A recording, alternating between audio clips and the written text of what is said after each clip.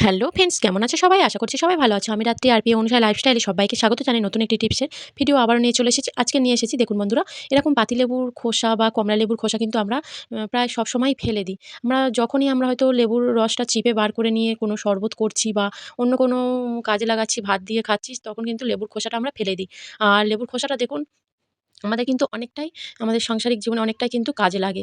অনেকটাই আমাদের টাকা কিন্তু বাঁচিয়ে দেয়। তার জন্য আমি কি করছি দেখুন, লেবুগুলো কেটে নিয়েছি আগে থেকেই। তো লেবুটা কেটে নিয়ে একটা বাটিতে করে আমি একটা ছাঁকনি নিয়েছি। নিয়ে কিন্তু আমি লেবুর রসটা ভালো করে চেপে নিয়ে নিচ্ছি। আর ছাঁকনিটা নিয়েছি কেননা লেবুর যে বীজগুলো আছে, দানাগুলো, সেগুলো আলাদা করার জন্যই আমি ছাঁকনিটা নিয়ে নিয়েছি। তো লেবুর রসটা এখন আমরা ফ্রিজে সংরক্ষণ করেও রাখতে পারি বা কোনো রকম কিন্তু শরবত করে বা ভাত দিয়ে খেতেও আমরা পারি। এটা এখন আমি নিয়ে রেখে দেব ফ্রিজে। এখন আমি লেবুর খোসাগুলো কি করছি দেখুন, আর আমি কিছুটা কমলা লেবুর খোসা ওর সঙ্গে কিন্তু নিয়ে নিয়েছি পাতিলেবুর খোসার মধ্যে। আর আমি একটা সসপ্যানে করে জল দিয়ে দিলাম আর তার মধ্যে কিন্তু লেবুর খোসাগুলোও দিয়ে দিয়েছি। এগুলো এখন আমি কি করব? জলটা কিন্তু অনেকটাই দিয়েছি। লেবুর খোসাগুলো কিন্তু সিদ্ধ হতে অনেকটাই টাইম লাগবে। প্রায় ৫ মিনিটের মতো আমার সিদ্ধ হতে লেগেছে। তারপরে দেখুন সিদ্ধটা হয়ে গেছে আর কতটা জল কিন্তু একদম কমে গেছে আপনারা দেখুন। আপনারা তো বুঝতেই পারছেন। আর লেবুর খোসাটা কিন্তু ভালোভাবে সিদ্ধ হয়ে গেছে। এটা এখন ঠান্ডা হতে আমি দেব। যতক্ষণ না ঠান্ডা হচ্ছে তারপরে আমি চলে আসছি ঠান্ডা হওয়ার পরে। তো দেখুন বন্ধুরা, ঠান্ডা হয়ে গেছে আর লেবুর খোসা জলটা আমি আলাদা করে নিয়েছি আর লেবুর খোসার জলটা দেখুন আলাদা করে রেখে দিয়েছি। আ তো সিদ্ধ করা জলটা, তো এখন আমি কি করব, লেবুর খোসাগুলো মিক্সচারের একটা জারে আমি নিয়ে নিচ্ছি। তো মিক্সচার জারে নেওয়ার পরে দেখুন আমি জল যে কুম সিদ্ধ করা জলটা সেটা আমি দিয়ে দিলাম। আর অল্প কিছুটা আছে, ওটা কিন্তু আমি ফেলব না। ওটা আমার কাজে লাগবে। আপনারা দেখতে থাকুন পুরো ভিডিওটা।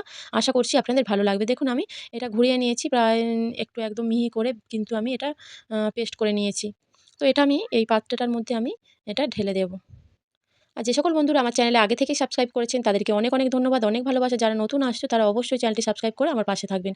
আর দেখুন বন্ধুরা, যে জলটা বাকি রেখে দিয়েছিলাম সিদ্ধ করা জলটা, সেটা আমি দিয়ে মিক্সচারটা ভালো করে কিন্তু আমি ধুয়ে পরিষ্কার করে নিয়ে নেব এই পাত্রের মধ্যে।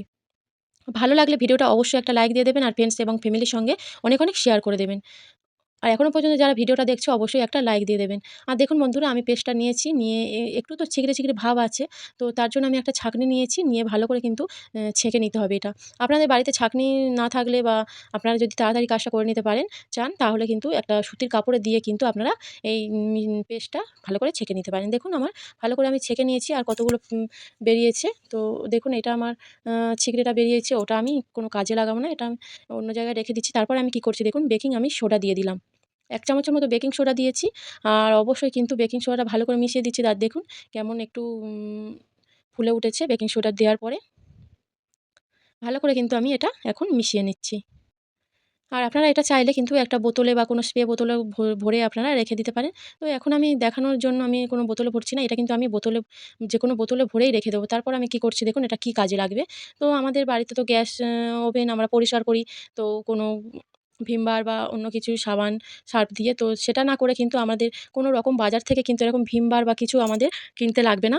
ডিশওয়াশ কিনতে লাগবে না। তো এটা দেখুন আমাদের কিন্তু এটার সাবানের কাজে দেবে। তো এটা আমরা পরিষ্কার করি সবসময়। তো তার জন্য দেখুন আমি কিছুটা নিয়েছি, যে লেবুর খোসার পেস্টটা নিয়ে আমি খুব ভালো করে কিন্তু একটা কাপড় দিয়ে মুছে নিচ্ছি। আর আগের গ্যাস ওভেনটা কেমন ছিল আর এখন দেখুন কতটা পরিষ্কার হয়ে গেছে একদমই। তারপরে আমি কি করছি দেখুন, কিছু বাসন আমি নিয়ে নিয়েছি যেগুলো নোংরা অনেকদিন তোলা ছিল। কাঁচের বাসন হোক বা কোনো প্লেট, কোনো জিনিস আমরা কিন্তু এই স্টিলের বাসন যেকোনো জিনিস কিন্তু আমরা এই যে লেবুর পেস্টটা ওটা দিয়ে কিন্তু আমরা ভালো করে পরিষ্কার করে নিতে পারবো। কিন্তু কোনো রকম কিন্তু আমাদের এর মধ্যে টাকাও খরচা হচ্ছে না। এটা কিন্তু আমরা ফেলেই দিই।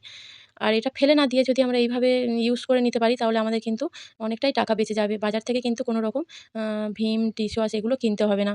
ভিডিওটা আপনাদের কেমন লাগলো? অবশ্যই আপনারা কিন্তু কমেন্ট করে জানাবেন। আর দেখুন আমি ধুয়ে নিয়ে এসে দেখাচ্ছি জিনিসগুলো। তো আগে কেমন ছিল আর এখন কেমন পরিষ্কার হয়ে গেছে।